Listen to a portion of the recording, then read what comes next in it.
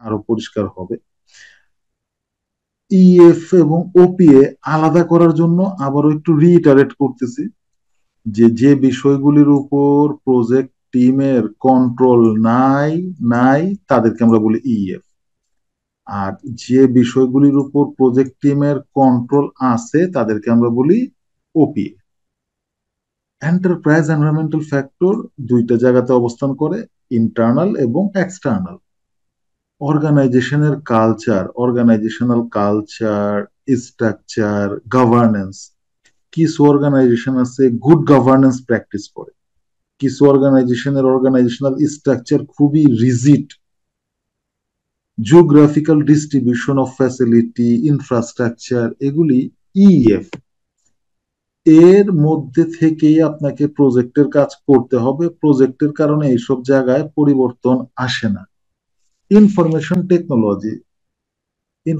Technology, অর্গানাইজেশনে যেটা আছে সেইটাকে মেনে নিয়ে মাথায় নিয়ে গ্রহণ করে আপনাকে প্রজেক্টের কাজ করতে হবে, পরিবর্ধন পরিমার্জন করবে না। রিসোর্সের অ্যাভেলেবিলিটি, প্রজেক্ট করার জন্য অর্গানাইজেশন তার সমস্ত রিসোর্স পরিবর্তন করে ফেলে না। Example include contracting and purchasing constraint, বিভিন্ন রকমের কনস্ট্রেন্ট থাকে সাব কন্ট্রাক্টরের সাথে। এমপ্লয়ীদের ক্যাপাসিটির বিষয় থাকে, হিউম্যান রিসোর্সের ক্যাপাসিটি বিবেচনা করেই আমাকে প্রজেক্টের কাজে হাত দিতে হয়। এবং আমার যদি ক্যাপাসিটি না থাকে, আমি ক্যাপাসিটি অ্যাকোয়ার করার একটা বিষয় আসে যে আমরা ক্যাপাসিটি অ্যাকোয়ার করতে পারবো, তো ডেফিনেটলি ক্যাপাসিটি অ্যাকোয়ার করতে পারবো, নো ডাউট। কিন্তু এমপ্লয়ীদের ক্যাপাসিটির যে বিষয়টা, এটা অর্গানাইজেশনের ইএফ এর অংশ। Market place condition, external. Market, এখন ডলারের দাম বেশি, তাহলে আপনি কি করবেন এখন? আপনার প্রজেক্ট থেকে আপনি যতই চেষ্টা করেন, কেউ আছেন এখানে যে 2 পয়সা ডলারের দাম কমানোর সম্ভব? নাই। Marketplace condition, social culture and influence. Chittagong এর বাঁশখালীতে এসালম গ্রুপের একটা কোল ফায়ার প্রজেক্ট আছে। গত রমজানের আগের রমজানে চাইনিজ কন্ট্রাক্টর গুলি করে, পুলিশের গুলিতে বেসিক্যালি 6 জন লেবার মারা গেছে। তো আপনারা জানেন রমজানের সময়, রমজান মাসে আমাদের বাংলাদেশে যে কখনো মসজিদে নামাজ পড়তে যায় না সেও রমজান মাসে 5 ওয়াক্ত মসজিদে যায়। যে রোজা রাখে না সেও ইফতারির সময় বসে আরামসে ইফতার করে। এইটা আসলে রমজানের সাথে যত না সম্পৃক্ত, রোজা রাখা না রাখার সাথে যত না সম্পৃক্ত, তার চাইতে অনেক বেশি কালচারাল ইস্যু, তো যেটা হয়েছে বাঁশখালী প্রজেক্টে, ওই লেবাররা একটু নামাজ পড়তে যায়, একটু ইফতারের সময় লম্বা সময় ব্যয় করে, তো এইটা চাইনিজ কন্ট্রাক্টরের সাথে এটা নিয়ে ঝামেলা হয়েছে। তো লেবাররা যেটা হয় অনেক সময় আনরেস্ট হয়ে যায়, তো আনরেস্ট হয়ে যাওয়ার পর পুলিশ এক সময় গুলি চালাইছে, 6 জন মারা গেছে। এটা অ্যাবসলুটলি প্রজেক্ট ম্যানেজমেন্টের ফেইলিওর। বিভিন্ন সময় লিগ্যাল রেস্ট্রিকশন থাকে, কোন দেশ থেকে কিনতে পারবেন, আপনি চাইলেই ইসরায়েল থেকে প্রোডাক্ট কিনতে পারবেন না। কমার্শিয়াল ডাটাবেস, এগুলি এক্সটার্নাল ইএফ এর অংশ। একাডেমিক রিসার্চ বলেন, গভর্নমেন্ট অর ইন্ডাস্ট্রি স্ট্যান্ডার্ড বলেন, ফাইন্যান্সিয়াল কনসিডারেশন বলেন, এগুলি সব এক্সটার্নাল ইএফ এর অংশ। আমরা যদি ভিতরের দিকে আসি, organizational process assets. Organizational process অ্যাসেটের একটা গুরুত্বপূর্ণ বিষয় হচ্ছে specific to and use by the performing organization. আপনার অর্গানাইজেশনের যে প্রসেস পলিসি গাইডলাইন আছে, এটা যদি আপনারা আমারে কপি পেস্ট করে দিয়েও দেন, দ্যাট উইল নট ওয়ার্ক। আমার অর্গানাইজেশনে অ্যাজ ইট ইজ ওইটাকে আমি ব্যবহার করতে পারবো না। প্রতিটা অর্গানাইজেশনের প্রসেস পলিসি গাইডলাইন গড়ে উঠছে সেই অর্গানাইজেশন কেন্দ্রিক এবং সেই ইন্ডাস্ট্রিকে ভিত্তি করে। চাইলে আমরা সেগুলিকে পরিবর্তন করতে পারি না এবং অন্য অর্গানাইজেশনে নিয়ে ব্যবহারও করতে পারি না। আমার 2টা টিম, একটা 6 তলাতে বসে, একটা 9 তলায় বসে। আমি যখন প্রসেস ডেভেলপ করি তখন আমার মাথায় রাখতে হয় ডকুমেন্ট মুভমেন্ট যাতে যতটা সম্ভব কমানো যায়। কারণ দুইটা টিম 2 তলায় বসে 6 তলা থেকে 9 তলা যাওয়া আসা টাইমের ওয়েস্টেজের ইস্যু আছে। যতটা সম্ভব আমরা সফট কপির উপর ভিত্তি করে কাজ করার চেষ্টা করি, যাতে ডকুমেন্ট মুভমেন্ট নিয়ে দৌড়াদৌড়ি করতে না হয়। তো it's a specific to and used by the performing organization. Organization is specific. Organization is specific হয়ে থাকে। and project member may be able, এখানে একটা জিনিস খেয়াল রাখেন, যে আমরা বলছি যে ওপিএ পরিবর্তন করতে পারে, দ্যাট ডাজন্ট মিন যে সব সময় পরিবর্তন করা যায়। বাট প্রজেক্ট টিম মেম্বাররা চাইলে, প্রজেক্টের টিম চাইলে ওপিএ বা অর্গানাইজেশনাল প্রসেস অ্যাসেটস এর পরিবর্তন, পরিবর্ধন, পরিমার্জন আনা যেতে পারে। দুই ভাগে ভাগ করতেছে, একটা হচ্ছে প্রসেস পলিসি প্রসিজিওর, আর একটা হচ্ছে অর্গানাইজেশনাল নলেজ। কি কি আছে? বিভিন্ন অর্গানাইজেশনে বিভিন্ন সাইন সিম্বল আছে, আর্টিফ্যাক্টস। পারফর্মিং অর্গানাইজেশনের রিস্কের ডাটা, আনভ্যালুড ডাটা, ফাইন্যান্সিয়াল পারফরমেন্সের ডাটা, অর্গানাইজেশনাল লেসন লার্নের ডাটা, বিভিন্ন রকমের ডাটা এই অর্গানাইজেশন গুলিতে এক্সিস্ট করে। তো আমরা প্রসেস পলিসি গাইডলাইন, এটা আসলে খুব বেশি আপডেট হয় না। আপডেট হয় যেটা, সেটা হচ্ছে নলেজ বেস। প্রসেস পলিসি একেবারে আপডেট হয় না তা না, বাট ইউজুয়ালি কম আপডেট হয়। সবচেয়ে বেশি আপডেট হয় হচ্ছে অর্গানাইজেশনের নলেজ বেস। অনবরত আমরা আপডেট করতে থাকি। কি কি আছে এর মধ্যে? আপনি প্রজেক্ট কিভাবে ক্লোজ করবেন, that is also very important discussion. আপনি প্রজেক্ট কিভাবে ক্লোজ করবেন, প্রজেক্ট কিভাবে শুরু করবেন, হিউম্যান রিসোর্সের পলিসি কি, প্রকিউরমেন্টের পলিসি কি, আপনার অর্গানাইজেশনে কি কি ধরনের চেক লিস্ট আছে, এই সামগ্রিক বিষয়গুলি কিন্তু এখানে চলে আসতেছে। রিপোর্ট ফরম্যাট কি হবে, স্টেক হোল্ডার রেজিস্টারের টেমপ্লেট কি হবে, প্রি অ্যাপ্রুভ সাপ্লায়ার লিস্ট আছে কিনা আপনার অর্গানাইজেশন, এগুলিও এই আলোচনার মধ্যে আমাদের চলে আসতেছে। তারপর change control procedure, traceability matrix, এগুলিও আমাদের আলোচনার মধ্যে চলে আসবে। এগুলি অর্গানাইজেশনের ওপি এর অংশ। কিভাবে এক্সিকিউট করবেন, এক্সিকিউট করার সময় ডিফেক্ট ম্যানেজমেন্ট প্রসিডিওর কি আছে, অর্গানাইজেশনাল কমিউনিকেশন রিকোয়ারমেন্ট সেটা কি আছে, রেকর্ড রিটেনশন পলিসি, কোন একটা ডকুমেন্ট কত বছর আপনি ধরে রাখবেন। যেমন আপনারা জানেন ভ্যাটের আইন অনুযায়ী, ট্যাক্সের আইন অনুযায়ী বিভিন্ন সময় 6 বছর 7 বছর এক একটা ডকুমেন্ট আপনাকে প্রিজার্ভ করতে হবে। তো এই যে বিষয়গুলি, that is also very important. Retention policy আছে কিনা, রিটেনশন পলিসি থাকলে হাউ দ্যাট উইল ওয়ার্ক, এটা আমাদের ওপি এর অংশ। আপনি প্রজেক্ট এক্সিকিউট করার সময় ইস্যু লগ, পারফরমেন্স কিভাবে মেজার করবেন, প্রোডাক্ট সার্ভিস, প্রজেক্ট ক্লোজ করবেন কিভাবে, নলেজ ট্রান্সফার না করে দিয়ে প্রজেক্ট ক্লোজ করে দিবেন, that is also matter of concern. So আমরা দুটা খুব গুরুত্বপূর্ণ বিষয় নিয়ে আপনাদের সাথে কথা বলার চেষ্টা করলাম। একটা হচ্ছে ওপিএ, আর একটাকে আমরা বলি EF. OPA and EF, data repository, প্রজেক্টের ফাইল, নেটওয়ার্ক ডায়াগ্রাম, এগুলি সবই কিন্তু অর্গানাইজেশনাল প্রসেস অ্যাসেটস এর অংশ। তো এটা বুঝতে কারো কোনো সমস্যা হয়েছে কিনা বা কারো কোনো কোশ্চেন আছে কিনা? If you have any question. বুঝতে সমস্যা হয় নাই, বাট এটা কি মানে আমরা কিভাবে পড়বো এগুলোকে? আমরা রিডিং করবো পড়ার সময়, নাকি মুখস্থ করবো, বা মানে এর ডিপে আমরা কি আবার ঢুকবো? তাই তো, আমরা জাস্ট ওভারঅল একটা আইডিয়া নিয়ে গেলাম, তাই নাকি নাকি?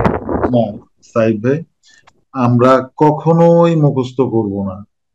কারণ আমরা যারা এখন পিএমপি করতে আসছি, তাদের জন্য ক্লিয়ার কাট বুঝতে হবে, একেবারে পরিষ্কার ভাবে বুঝতে হবে। বোঝা ছাড়া এইখানে আর দ্বিতীয় কোনো কথা নাই। সাইদ ভাই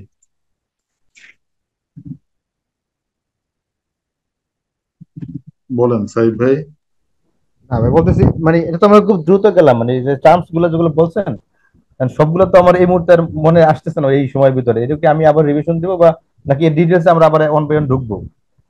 ডেফিনেটলি ডেফিনেটলি আপনারা এটা রিভিশন দিতে হবে। আপনাদের যে পিমবক গাইড আছে, যেটা আপনাদের সাথে শেয়ার করা হবে, সেই PMBOK guide soft copy hopefully Imran ভাই শেয়ার করে দিয়েছেন, আর শেয়ার করে না দিলে সমস্যা নেই।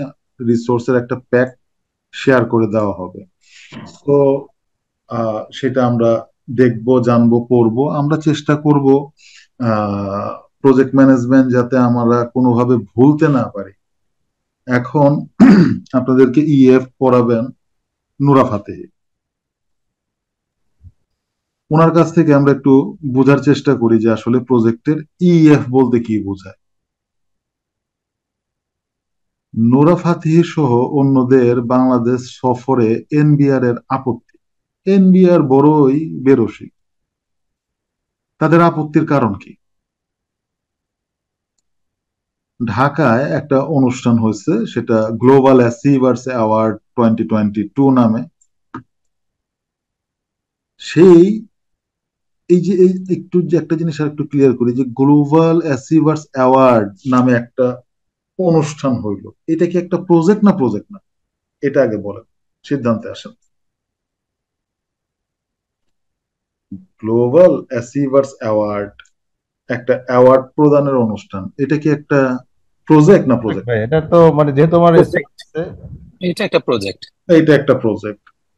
এই প্রজেক্টে ঝামেলা পাকাইলো এনবিআর। এনবিআর কি বললো? বলল যে উৎসে আয়কর পরিশোধ করার একটা বিধান আছে, বাধ্যবাধকতার বিধান। আপনি যদি বিদেশ বিদেশ থেকে শিল্পীদের আনেন,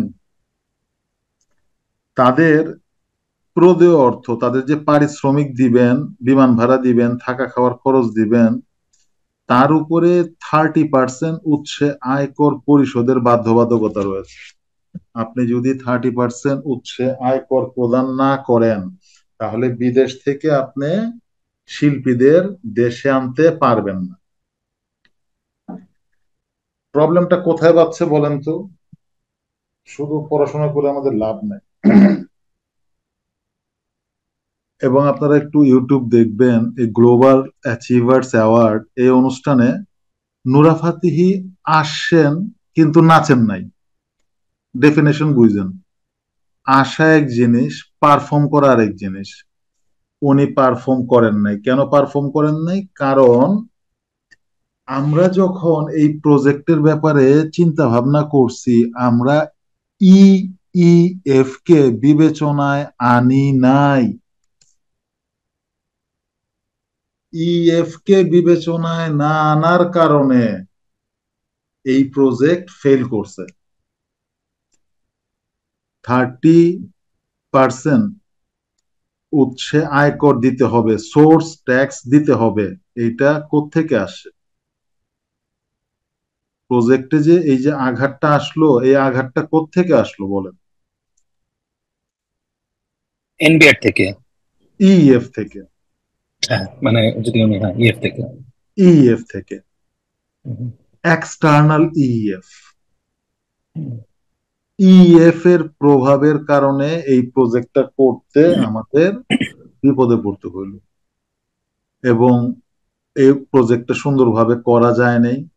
কারণ তার পারফরমেন্স সে এখানে করে নাই, যেহেতু বাধ্যবাধকতার বিষয় আছে।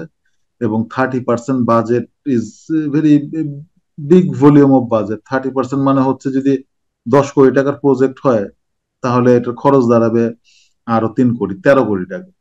সো দিস ইজ নট মানে দ্যাট লো, বড় একটা অ্যামাউন্ট, 30% হিউজ।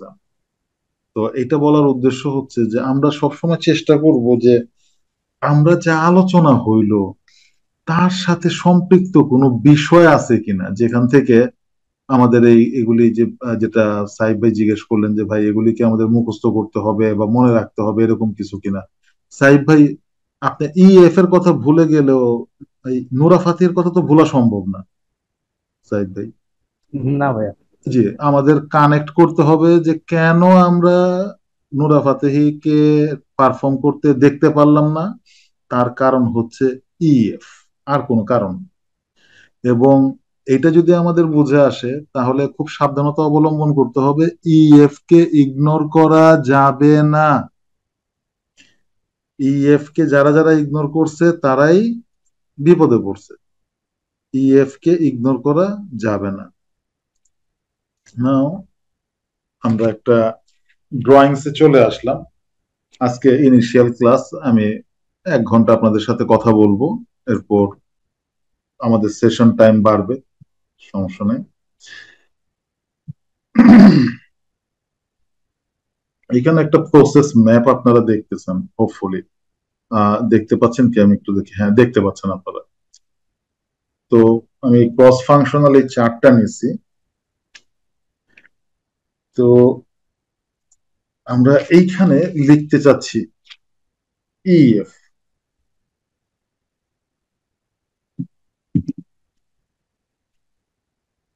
ইএফ এইখানে লেখার উদ্দেশ্য হচ্ছে যে ভাই আপনি যতই প্রসেস লিখেন, প্রজেক্ট করেন, ফাংশন দেন, আমি সব মুছে দিছি, এটা এটা ছিল,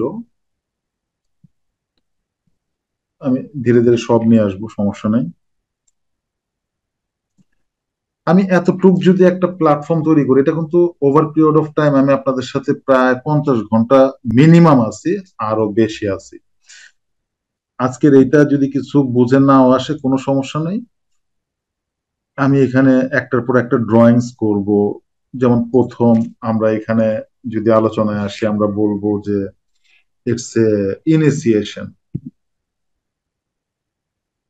ইনসেপশন অর স্টার্ট, প্রজেক্টের স্টার্ট। এরপর ফেজ বাই ফেজ আমরা আগে বাড়বো। তো সবার উপরে ইএফটা লিখার একটা উদ্দেশ্য আছে, যে আপনার এই প্রজেক্টের মধ্যে যত অ্যাক্টিভিটি হবে, যত প্রসেস হবে, যত আউটপুট হবে, যত কাজ হবে, প্রত্যেকটা বিষয় সরাসরি নির্ভর করতেছে এই ইএফ এর উপর। ইএফ এর প্রভাব বলয়ের বাইরে যে আপনারা আসলে কিছুই করতে পারবেন না, আমরাও কিছু করতে পারবো না। গরু আপনাকে স্যাক্রিফাইস করতেই হবে, 30% ট্যাক্স আপনাকে দিতেই হবে, এইটা মেনেই আপনাকে প্রজেক্টের কাজ করতে হবে, এটা মেনেই আপনাকে প্রজেক্টের কাজ করতে হবে। সো এনি কোশ্চেন, যদি কারো কোনো কোশ্চেন থাকে?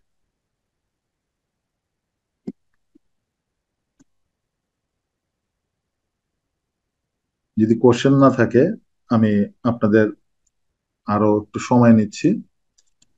আপনাদের হাতে সর্বোচ্চ সময় থাকবে হচ্ছে 10 মিনিট। আমি এখানে একটু লিঙ্ক পোস্ট করব, exam link. Exam link post করব। এতক্ষণ পর্যন্ত যে আলোচনা হইলো ইএফ এবং ওপিএফ, একটু এক্সপ্লেন করে যদি বুঝাইতেন। 1 নম্বর কোশ্চেনটা জি, এই যে আমি খুলে রাখছি স্ক্রিনে। select the EEFs internal to the organization। হচ্ছে অর্গানাইজেশনের ইন্টারনাল যে এনভায়রনমেন্টাল যে ফ্যাক্টরস গুলো, জি, তো সেইটা ইন্টারনাল কোনগুলো?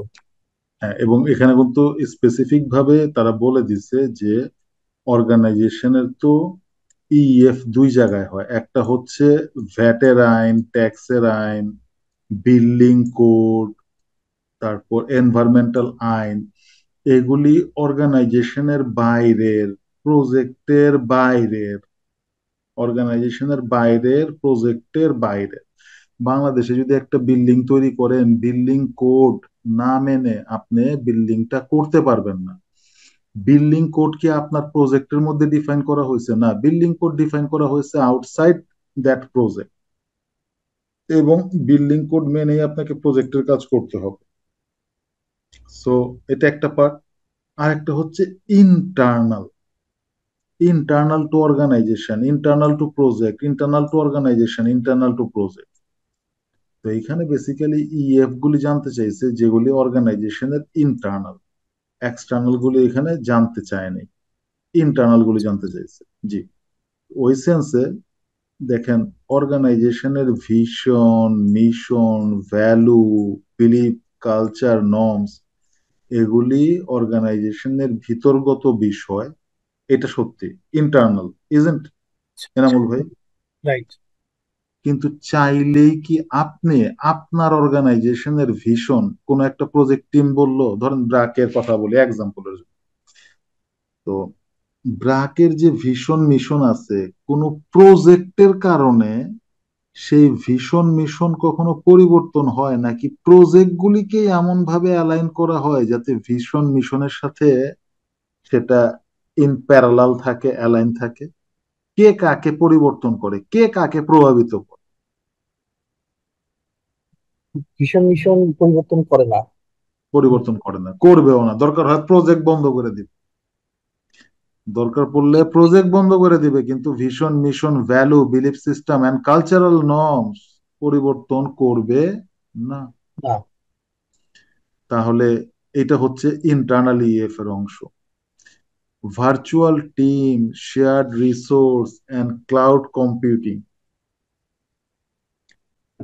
এগুলি কিভাবে ইএফ এর অংশ? Virtual team, shared system, cloud computing, এগুলিকে কেন আমরা ইন্টারনাল ইএফ বলতেছি ফেরদৌস ভাই?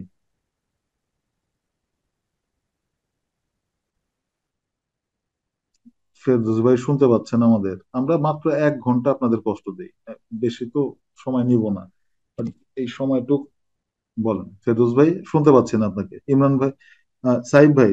জি জি ফেরদৌস ভাই বলেন, শুনতে পাচ্ছি। আহ, জি আমি শুনতে পাচ্ছি। আমি মূলত virtual teams and share systems and cloud কম্পিউটিংটা টিক মার্ক দেইনি। আমি মূলত একটাতে টিক মার্ক দিয়েছি, ভিশন মিশন ভ্যালুস এইটাতে। Okay, no issue, thank you Ferdous ভাই। দেখেন, এই আলোচনা না আসলে কিন্তু আমাদের ক্লিয়ার আলোচনা হবে না। অর্গানাইজেশন গুলি এখন ক্লাউড কম্পিউটিং এ চলে গেছে, শেয়ার্ড সিস্টেম অনেক আগে থেকেই ব্যবহার করা হয়, এবং ভার্চুয়াল টিম, আপনি টাটা কনসালটেন্সিতে যান, ফুজিতসুতে যান, 40%, 50% এমপ্লয়ি অফিস ফ্রম হোম। এর চাইতে তো মজার কিছু হইতেই পারে না। ইলেকট্রিসিটি খরচ বাঁচে, অ্যাডমিনিস্ট্রেটিভ কস্ট বাঁচে, পানির খরচ বাঁচে, অফিস স্টাফের খরচ বাঁচে। আপনি আপনার অফিস থেকে, বাসা থেকে অফিসের কাজ করতেছেন। প্রজেক্টেড টিম, প্রজেক্টেড টিম মেম্বারদের এই সকল বিষয়ের উপরে কোনো নিয়ন্ত্রণ নাই। যে সকল অর্গানাইজেশন ক্লাউড কম্পিউটিং এ চলে গেছে, এখন আমি ফাইন্যান্সিয়াল অর্গানাইজেশনে আছি, আমরা অনেকদিন পর্যন্ত ক্লাউড কম্পিউটিং এ যাইতে পারিনি। রিসেন্টলি বাংলাদেশ ব্যাংক একেবারে দিক নির্দেশনা দিছে কিভাবে ক্লাউড কম্পিউটিং এ যাওয়া যাবে। এর মানে এখন চাইলে আমরাও ক্লাউড কম্পিউটিং এ দিক নির্দেশনার আলোকে যেতে পারবো। তো আমরা কি প্রজেক্ট করব না? আমরা অসংখ্য প্রজেক্ট করি, নতুন নতুন প্রোডাক্ট লঞ্চ করি। তো ধরেন, যেহেতু আমরা লোনের ব্যবসায় আছি, আমরা নতুন একটা লোন দিব, home loan, car loan, industrial loan, নতুন একটা প্রোডাক্ট লঞ্চ করব। নতুন একটা প্রোডাক্ট লঞ্চ করাও একটা প্রজেক্ট, নতুন একটা প্রোডাক্ট লঞ্চ করা একটা প্রজেক্ট। সেই প্রজেক্টের জন্য অর্গানাইজেশন ক্লাউড কম্পিউটিং ছেড়ে কি অন প্রেমাইস কম্পিউটিং এ চলে আসবে? আসবে না। অর্গানাইজেশনের যে কম্পিউটিং ফ্যাসিলিটি আছে সেগুলি আমাদেরকে ব্যবহার করতে হবে। সো আমরা চাইলেও সেই জায়গাতে কোনো প্রভাব বিস্তার করতে পারি না। Scheduling software tools, configuration management tools, এইটাকে কেন আমরা ইন্টারনাল ইএফ বলতেছি? এনি আইডিয়া সাইব ভাই, সারোয়ার ভাই? আমরা কেন বলতেছি scheduling software tools, configuration management system এগুলি ইন্টারনাল টু অর্গানাইজেশন? ঠিক এই জন্য হতে পারে যে আমাদের দৈনন্দিন কাজের একটা পার্ট হয়ে যাচ্ছে, এসব সফটওয়্যার ব্যবহার করে আমরা আমাদের কার্যক্রমগুলোকে।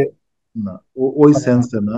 শিডিউলিং সফটওয়্যার আমি যদি একটু বলি, যেটা বুঝছেন কি, শিডিউলিং সফটওয়্যার টুলস মানে হয়তো কোনো ডাটাবেস ব্যাকআপ হতে পারে, বা কোনো একটা শিডিউলিং, কিন্তু আমার অর্গানাইজেশন সেন্ট্রালাইজেশন এটা, যে আমার সব ক্ষেত্রে আমার ব্যাকআপ হবে, এই শিডিউলে সফটওয়্যারটা চলবে, এই কনফিগারেশন থাকবে, সার্ভারে বাইরে থেকে অ্যাক্সেস করতে পারবে না, যেগুলো আমার অ্যান্টিভাইরাস বা ফায়ারওয়াল বা অন্যরকম কিছু যদি আমাদের কনফিগারেশন থাকে, তো ওইগুলো প্রজেক্ট বেসিসে চেঞ্জ হবে না। এটা আমার ইন্টারনাল একদম, মানে এটা আমার অর্গানাইজেশনাল ডিসিশন।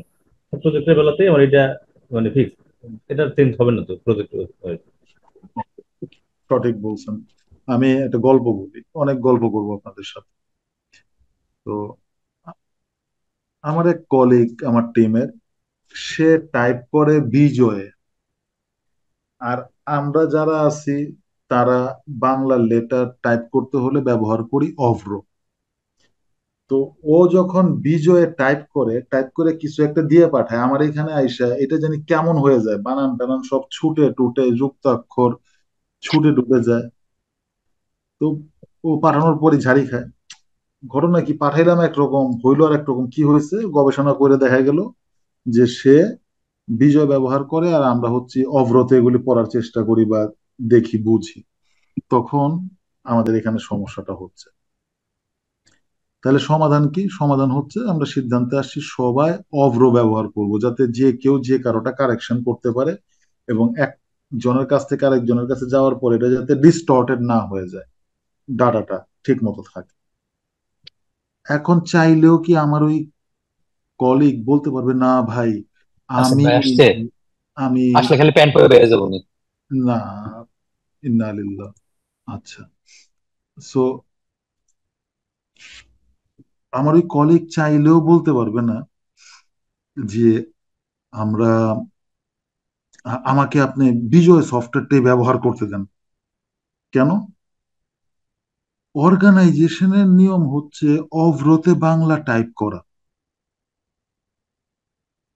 প্রবলেম হচ্ছে এক একজন যদি আমরা এক এক রকমের টুলস ব্যবহার করি, তাহলে সবচেয়ে বড় সমস্যা যেটা হবে পোর্টেবিলিটি, ইন্টারচেঞ্জ, সেগুলি খুবই সীমিত হয়ে আসবে। ধরেন আপনারা এক একটা প্রজেক্টের জন্য এক এক রকম শিডিউলিং সফটওয়্যার ইউজ করতে চাচ্ছেন, অর্গানাইজেশন যদি সেটাকে অ্যালাউ করে, তাহলে এটার উপরে আর কোনো সেন্ট্রাল কন্ট্রোল থাকবে না, ডাটা কমিউনিকেট করা যাবে না। যে কারণে অর্গানাইজেশনগুলি একই সফটওয়্যার সেন্ট্রাল কন্ট্রোল থেকে একটা সফটওয়্যারই ব্যবহার করার জন্য অনুমতি দেয়। আপনার প্রজেক্টের জন্য এক এক রকম প্রজেক্টের জন্য এক এক রকম সফটওয়্যার টুলস বা শিডিউলিং টুলস, সেগুলি আপনাদের ব্যবহার করতে দিবে না। নাও এইটা হচ্ছে কোশ্চেন গুলি অ্যানালাইসিস করা। আমরা কোশ্চেন অ্যানালাইসিসের সময় দিব আপনাদের সাথে। আমার দুইটা কোশ্চেন ছিল, এই দুটো নিয়ে জি, ক্লিয়ার করার জন্য। জি, জি, আসলে ভার্চুয়াল টিমস যদি বলি বা ক্লাউড কম্পিউটিং ইঞ্জিনিয়ার, আমার ধরেন একটা আমাদের অফিসে 10টা ডিপার্টমেন্ট বা 10টা প্রজেক্ট যদি এরকম থাকে পরে, সবাই ধরেন ভার্চুয়াল টিম, যেটা ভার্চুয়ালি কাজ করবো আর কি, হোম অফিস করবো প্রজেক্ট। কোনো একটা প্রজেক্ট করতে গিয়ে দেখা গেলো তাদের ফিজিক্যাল থাকতেই হবে, ফিজিক্যালি ওখানে থাকতে হবে অফিসে। এখন সেক্ষেত্রে তো আমার অর্গানাইজেশনাল রুলস থাকলেও তো ওই প্রজেক্টের জন্য তো এটা ভায়োলেট হবেই, কারণ তারা তো ভার্চুয়ালি করে কাজটা করতে পারে, তাদের ফিজিক্যালি থাকা দরকার। তো সেটা কি আসলে ইএফ এর ভিতরে পড়ে? কারণ এটা তো চেঞ্জ হচ্ছে ওই প্রজেক্টের জন্য, থাকতে পারতেছে না। এটা একটা ছিল। আরেকটা হলো শিডিউল সফটওয়্যার টুলস, এটা মানে ইএফ এর ভিতরে না পড়ে ওপির ভিতরে পড়তে পারতো না, প্রজেক্ট পলিসির ভিতরে পড়তে পারতো না। আমার পলিসিতে বলতেছে আমরা ওপির ভিতরে পড়ে। তো তাহলে সেক্ষেত্রে আপনার অর্গানাইজেশনের শিডিউলিং সফটওয়্যারের কথা বলছে, ধরেন আপনার অর্গানাইজেশনে যদি উইন্ডোজ ব্যবহার করা হয়ে থাকে, সেখানে লিনাক্স ব্যবহার করা কি সম্ভব? আপনার অর্গানাইজেশনে যদি এসকিউএল সার্ভার ব্যবহার করা হয়ে থাকে, সেখানে কি ওরাকল ব্যবহার করা সম্ভব? এখন প্রজেক্ট যদি ডিমান্ড করে যে এই প্রজেক্ট আমাকে ওরাকলে করতে হবে, আমার যদি মনে করি এই প্রজেক্ট গুলো আমি আগে করছি 10টা ডট নেটে, এবার আমার প্রজেক্ট আসলে রিয়েক্টে করতে হবে, প্রজেক্ট যদি ডিমান্ড করে করতে হবে। হ্যাঁ, প্রজেক্ট যদি ডিমান্ড করে, প্রজেক্টের রিকোয়ারমেন্টের মধ্যে যদি সেটা থাকে, সেটার আলোচনা আবার ভিন্ন। সেটা কিন্তু স্পেসিফিক প্রজেক্টের রিকোয়ারমেন্ট, যে আপনাকে একটা প্রজেক্ট দেওয়া হবে, আপনি যদি ওরাকলে করতে পারেন তাহলে এই প্রজেক্টটা আপনাকে দেওয়া হবে। শর্ত থাকে যে এটা অবশ্যই ওরাকলে করতে হবে, শর্ত থাকে যে এটা অবশ্যই ইউনিক সার্ভার ইউজ করতে হবে, শর্ত থাকে যে এটার রিকোয়ারমেন্ট হচ্ছে ক্লাউড কম্পিউটিং এর রিকোয়ারমেন্ট। তো সেইটা কিন্তু হচ্ছে রিকোয়ারমেন্টের পর্যায়ে চলে গেছে এবং ওই রিকোয়ারমেন্ট মেনেই আমাকে প্রজেক্টের কাজ করতে হবে। এইখানে বলা হচ্ছে এনভায়রনমেন্টের কথা, এক্সিস্টিং এনভায়রনমেন্ট। আর আপনি যেটা বলতেছেন দ্যাট ইজ রিকোয়ারমেন্ট। আমি যদি ওই রিকোয়ারমেন্ট ফুলফিল না করি আমি ওই প্রজেক্টই নিতে পারবো না। আমি যদি ওই রিকোয়ারমেন্ট ফুলফিল না করি আমি ওই প্রজেক্টই নিতে পারবো না, ওই প্রজেক্টই করতে পারবো না। এবং ওই প্রজেক্ট করবেন কিনা এইটাও নির্ভর করতেছে আপনার ওপিএ এবং ইএফ এর কনসিডারেশনের উপর। আপনাকে এমন কিছু রিকোয়ারমেন্ট দিল যে ওরাকল লাগবে, ওরাকল ছাড়া এই প্রজেক্টে আপনি এন্টাইটেল হবেন না। তো ওরাকল ডেপ্লয়মেন্টের অনেক খরচার বিষয় আছে, রিসোর্সের বিষয় আছে। ওরাকল ম্যানেজ করার রিসোর্সও তো অ্যাভেলেবেল না, এক্সপেন্সিভ একটা সফটওয়্যার। আপনি এই প্রজেক্টটা করার মতো রিসোর্স কি আপনার অর্গানাইজেশনে আছে? এই সামগ্রিক যে এনভায়রনমেন্ট আমরা সেটা নিয়ে কথা বলার চেষ্টা করতেছি। আবার বিষয়টা যদি হয় যে না, আমার এখন এই প্রজেক্ট করার জন্য ভার্চুয়াল টিমে হবে না, আমার তাহলে একেবারে অর্গানাইজেশনের পুরোটা পরিবর্তন করে ভার্চুয়াল টিম থেকে আমরা বের হয়ে আসলাম। বের হয়ে এসে আমরা কি করলাম? ফিজিক্যাল টিম স্থাপন করলাম। বলতে কথাটা সহজ মনে হচ্ছে, কিন্তু যারা ভার্চুয়াল টিমে চলে গেছে তাদেরকে যদি বলেন যে আবার অফিস ভাড়া করেন বা অফিস বিল্ডিং কেনার পর ইনফ্রাস্ট্রাকচার ডেভেলপ করার পর আসেন আমরা ফিজিক্যাল অফিস স্থাপন করি, এটা বলতেই পারে যে থাক ভাই আমার একটা প্রজেক্ট করার দরকার নাই। এই একটা প্রজেক্ট করার জন্য আমার ভার্চুয়াল টিম রে ভাইঙা ফিজিক্যাল টিম করার দরকার নাই, এইটা বলতেই পারে সাইদ ভাই। আমার এখন লাস্ট কোশ্চেন এই ক্লাসে, সেটা হচ্ছে এইটা না কেন। আমরা যখন কোশ্চেন অ্যানালাইসিস করব কোনগুলি সঠিক অ্যান্সার সেটা বের করা খুব সহজ। হ্যাঁ, এইটা এটা সঠিক না কেন? আচ্ছা আমি এই যদি বলি তাহলে জি, এটা হচ্ছে এক্সটার্নাল জিনিস। হুম, রাইটলি সেট, শেষ মার্কেট। অ্যান্সার হয়ে গেছে। আচ্ছা, আর কম্পিটিটর, আমার আরেকটা কোশ্চেন আছে এখানে, যেমন vision mission, value, beliefs, culture, norms, যেগুলো এগুলো কি আমার ওপিএ না? ইএফ,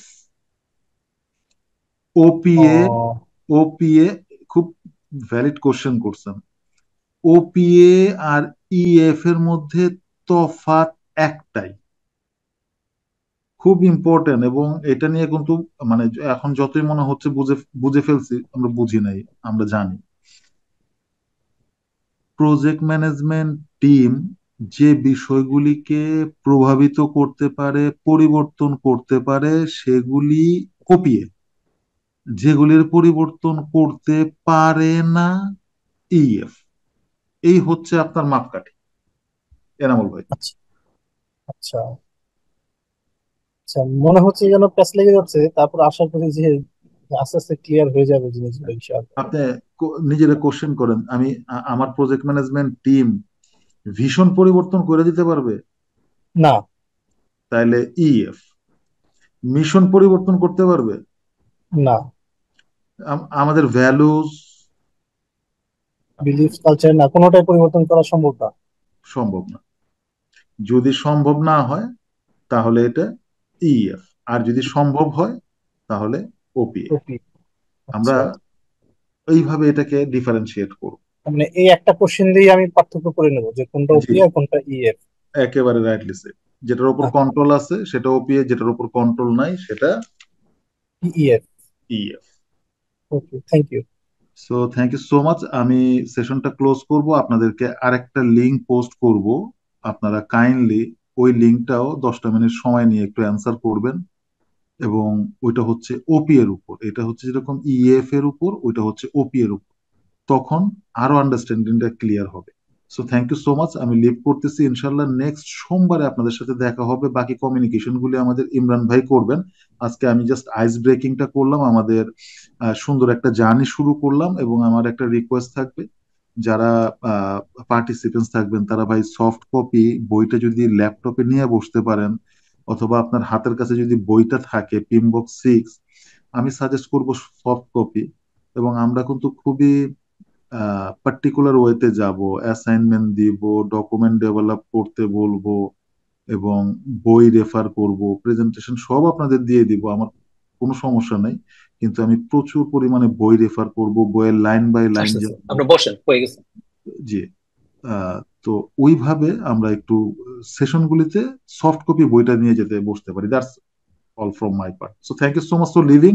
আপনারা ভালো থাকেন, সুস্থ থাকেন। আসসালামু আলাইকুম। ওয়ালাইকুম আসসালাম।